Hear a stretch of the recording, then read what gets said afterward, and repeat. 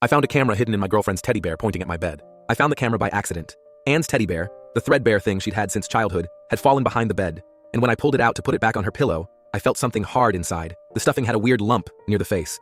I squeezed it. Definitely not cotton. My stomach dropped before I even knew what I'd found.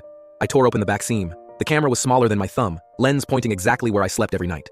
Professional. Deliberate. The kind of thing you'd have to order specifically for this purpose. My hands shook as I pulled out my laptop. The camera had a memory card. I told myself there'd be an explanation, something innocent, but I was already sick with betrayal. We'd been together 2 years. We'd talked about getting engaged next summer. The footage went back 6 months.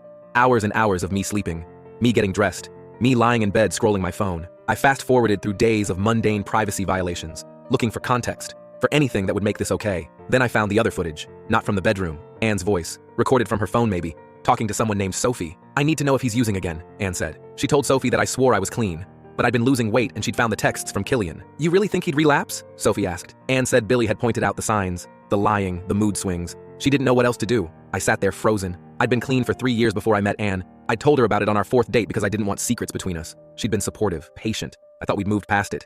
The texts from Killian, my old sponsor, weren't what she thought. He'd been checking in on me because he was going through his own rough patch. I'd been losing weight because I'd started running again, trying to feel better after my dad died 2 months ago. The mood swings were grief, not withdrawal. I kept watching. More recordings of her talking to Sophie, to Billy, analyzing everything I did like I was a case study. He's hiding something, Anne said. I can feel it. She was right in a way. I had been hiding something. I heard her key in the door.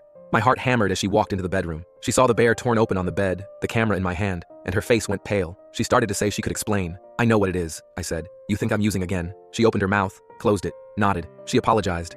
Said she'd needed to know, that I'd been so distant since my dad died and she'd thought, you thought instead of asking me, you'd surveil me. I was scared, she whispered. I pulled the small box from my nightstand drawer.